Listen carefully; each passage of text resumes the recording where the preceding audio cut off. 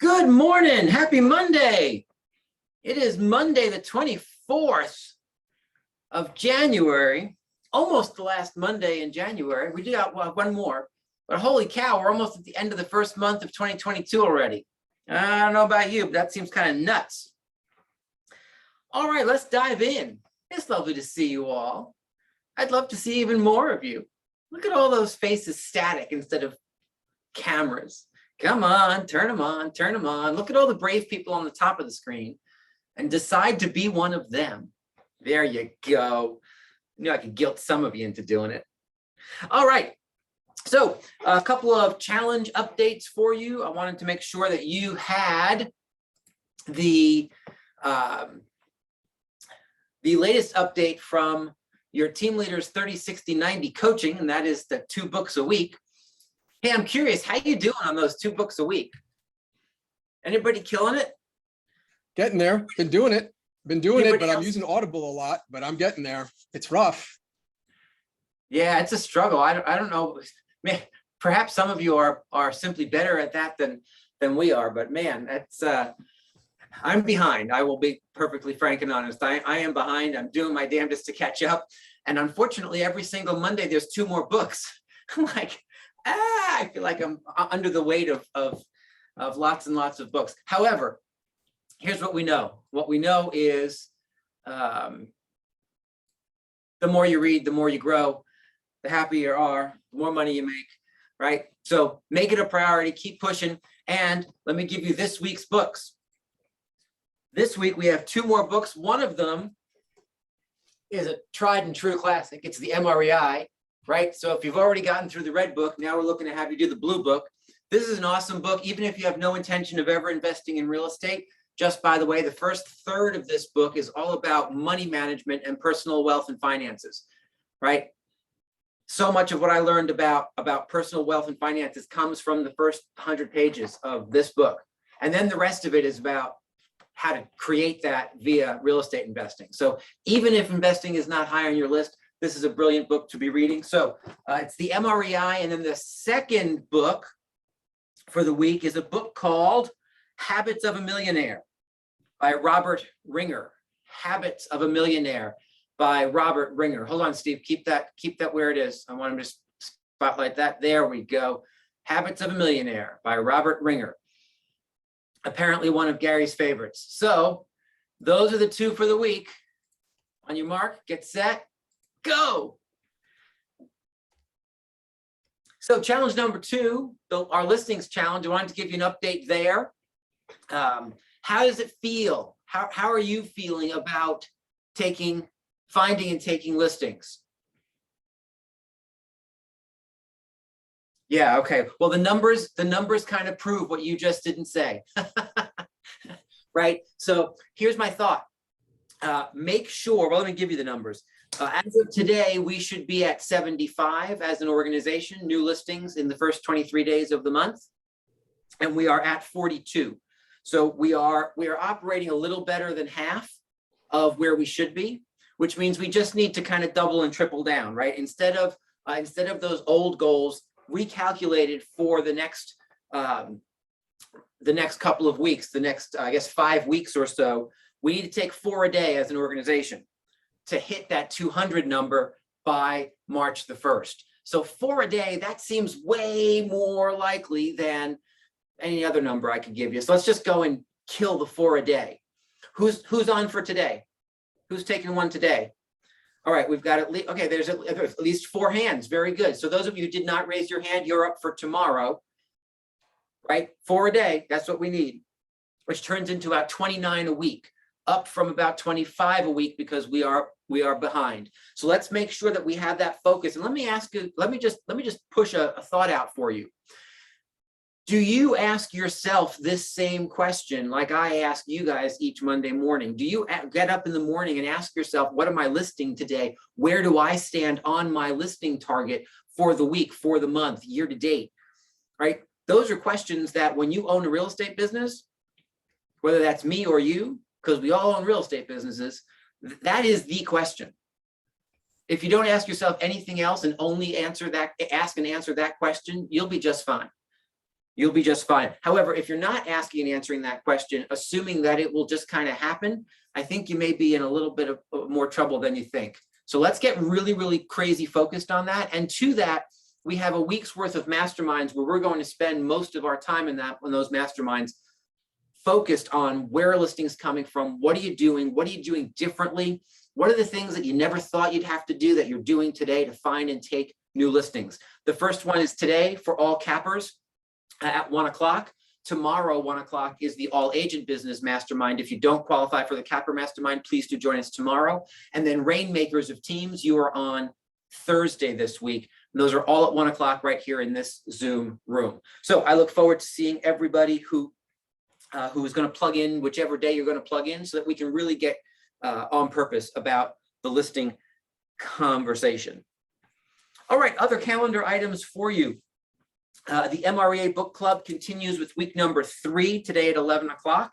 We're excited to see you. If you joined us the last 2 weeks, you know how much fun we've been having. If you haven't, just pop in today at 11 and see what that's all about. We work for 1 hour today. We're on pages, I think, 192 to 253 or so, something like that. A chunk there. There's really good stuff in there. So do pop in there. As I said, Capper Mastermind today at 1 o'clock for all capping agents. And oh, fun little date to put in. You're going to get an official announcement on this later this week. But because you're here, you get to hear it first. Hey, remember that holiday party that we didn't have in 2020? And do you remember that holiday party that we also didn't have in 2021? And do you remember that summer party in between those 2 holiday parties that we thought we were going to have to replace at least one of those holiday parties that we also didn't have? And then remember that party that was scheduled for 2 weeks ago that we thought was going to replace all those other parties that we actually didn't have? Well, guess what? It's on again. May 18th. Write that down. May 18th. Come hell, COVID, or high water, we are partying like it's, I don't know, some other date that's not the last 2 years at the Greenwich Hyatt. So you'll get more information on that. However, here's what I want to convey to you. This is not just any old party. It's not just some old office thing that well, yes or no. That's not what this is going to be. Trust me when I tell you, you want to change your schedule to make sure that you can be there. If you like food, if you like drink, if you like dancing, if you like good company, if you like exciting opportunities to create and foster relationships, if you like having a good time with your spouse, with your significant other, come on down on the 18th. We're excited to see you there. And we're telling you this early because we want to see everybody there. By May, we will have figured out exactly how to deal with a room full of a couple of hundred people safely. I promise you that. I promise you that. Simply because, and you know why I promise you that? Because we have no choice at this point. There's just no choice. Unless you're going to stay locked in your homes for the next foreseeable 5 or 6 or 8 or 12 years, or perhaps ever the rest of your lives. We just got to figure it out, right? So we're going to figure it out with you, for you, and make sure that we have an awesome party. So May 18th, write that down. You'll get more information as we announce it. Is everybody excited? Woo, baby, I love it. I'm excited. I'm already putting the dance list together. Now we just have to find a DJ who will actually play the list that I give them. If you hear that, Adonis, I want to make sure that your guy is going to do that. All right. So let's spend the next 5 minutes or so talking about something that was interesting. I was teaching Ignite last week and recognized after a quick conversation around compensation agreements, just how much we needed to hear what I'm about to give you. Because I had about 25 or 26 of you in that Ignite room last Thursday night. And as we had a conversation around putting together compensation agreements for certain properties, for certain transactions, no fewer than 5 of you came to me afterwards and said, I think I have one of those, and I don't think I have what you just said. So I want to make sure that we have some clarity around that, because this is all about protecting you and your hard-earned commission, right? So let's dive into that. When I say a compensation agreement, Here's what I mean. The MLS is a compensation agreement, right? More than anything else, the MLS is a compensation agreement between a listing brokerage and a brokerage who brings the buyer, or a landlord brokerage and the brokerage who brings the tenant. Through that and that offer of compensation, we have a binding contract between brokerages who participate in the MLS to pay each other. Recognize that when you have either an off-market transaction, which perhaps is maybe there's two agents involved and yet it's still off-market, it's not on the MLS, or a for sale by owner transaction where there's only you and then a seller involved, or if it's just a listed property on an MLS that you don't belong to, right? Anybody ever sell something that was only listed on the New Canaan MLS and you didn't belong to the New Canaan MLS? Or in the old days when there were two state, there was the statewide and then there was the Fairfield County MLS, same kind of thing. Right now, though, you have those opportunities. If it's listed on a New York MLS and you don't belong, you could, and you have a New York license, you can still go ahead and bring an offer there. But we need to have agreements of compensation when those scenarios exist. And the agreement of compensation needs to be very specific. It needs to be between the person who's taking responsibility for paying the fee, which could be a listing brokerage, it could be a seller, it could be a landlord, right? It needs to be between whoever's taking responsibility for paying the fee and your brokerage, AKA I'm signing on behalf for you, right? So it's whoever's paying the fee and me need to have an agreement of compensation in writing to make sure that you get paid at the closing. Here's how oftentimes I hear this come to the table. I hear it come to the table as, well, the attorney said just to put it in the contract. Or the attorney said, or the listing broker said, we're just going to put it in the lease. Here's the problem with that, guys. The contract of sale is between a buyer and a seller. We are not a party to that contract. A lease is between a landlord and a tenant. We're not a party to that contract. We don't sign anything. So anybody can promise anything inside of a document that we then can't use if we had to go and fight for your commission as a document to hold up in court and say, look, this person promised to pay us and here's my signature and their signature. All we have is some third-party document over here. It's a very, very weak case, if any case at all.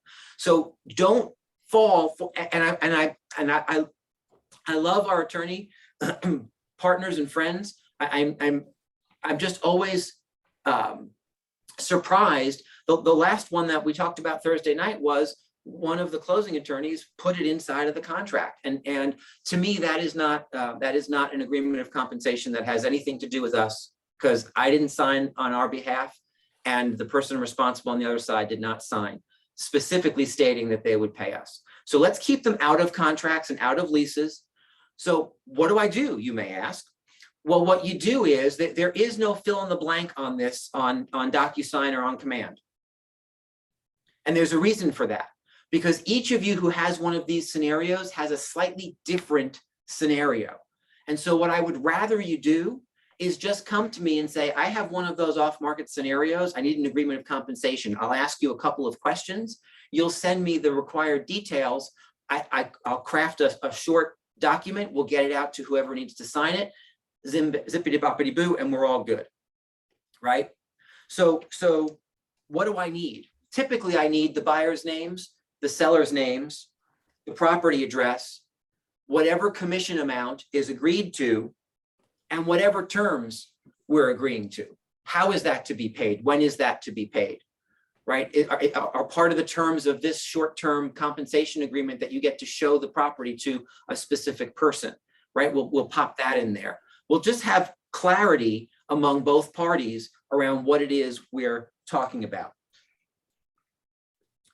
I know there's a couple of questions here. Let me, so Marion asks, what timing do you recommend on this? Here's my thought. In every single scenario, signatures first, showing second. So the point there is, if I'm talking to Amy and she is a for sale by owner, right? And I have clients who I want to show Amy's house, I'll have a conversation with her to say, hey, can I bring some buyer clients by? I'll ask the question, are you protecting brokers? Amy says, yes, I'm paying off 3%. Great. I'm going to send some documentation over that you and I will sign, that you and my brokerage will sign regarding that 3%. And then I'll bring my buyer clients to your house, right? The second you bring buyer clients to the house, all of the leverage you had to get some kind of agreement of compensation signed goes out the window, because you've already given the seller what they're looking for, right? Same thing inside of the real estate world. If I have, if I'm going to bring Alice some buyers on a property that she represented that's now expired, and I call Alice to say, hey, will you folks still entertain something? And she says, yes. Before I bring my buyer clients to Alice's listing, we're going to have, Alice is either going to reignite the property on the MLS, right? Or we're going to have an agreement of compensation. Now, the fact that Alice is inside of our organization makes it somewhat simpler. But let's say I have a conversation with somebody at Coldwell Banker. Here's where a lot of times we get tricked up. The listing agent at Coldwell Banker says to you, don't worry, they'll pay. You guys are far more trusting than I am, because don't worry, they'll pay is not the same as a written piece of paper that says, yes, under these circumstances, here's what we'll get paid and how, right? So my rule of thumb is signatures first, showing second, every single time. Don't fall for it, because if you have to do it backwards, you can't unring the bell, right? All right, let me just look a couple more times on the chat. What about the buyer if the house is listed on Zillow and the buyer is paying the commission? So if the buyer is paying the commission, remember you have, thank you, Heather, for that. You have a buyer contract. Your buyer contract has compensation built into it. If the buyer is paying the compensation, you don't have to worry about necessarily getting a compensation agreement from anybody else, because you already have a document between the person responsible for paying us and us in that buyer agreement. If the buyer is not paying the commission, then we need another piece of paper with whomever is responsible for paying the commission. Let me also mention one last thing before we finish. Don't use an exclusive right to represent in these scenarios. And here's why. Remember, there are two documents that create agency. One of them is the exclusive right to represent a buyer document, and the other is the exclusive right to sell listing contract. If you use an exclusive right to sell listing contract with a for sale by owner, you may inadvertently be signing a document that says you now represent that for sale by owner. Now, if that's what the for sale by owner wants and that's what you want, that's great, then use that document. But don't inadvertently all of a sudden have to represent somebody, or even worse, not represent someone after you sign paperwork saying that you would, because then you have a big mess on your hands when there's not clarity around who represents who. When I write your compensation agreements for you, well, that's one of the conversations we'll have. And if you are just representing the buyer and that for sale by owner is unrepresented, it will say so very clearly in the compensation agreement that I write for you to have that seller sign, so that we have a signature underneath a line that says, we don't represent you. Thanks. Make sense? All right, guys. So I just thought that was an important thing to remind everyone about, because so much off market is going on. If you have any questions whatsoever about how you're getting paid, which means it's not a normal, straightforward MLS listed property, if there's anything outside of the ordinary, just call or text and we'll talk about it, and then make sure that you have the proper documentation to get paid. With that, I look forward to seeing you guys at 11 and 1 and whatever else I'm going to see you today and tomorrow at 9 and all the other times. Have an awesome day. We'll see you soon. Stay warm. Bye-bye.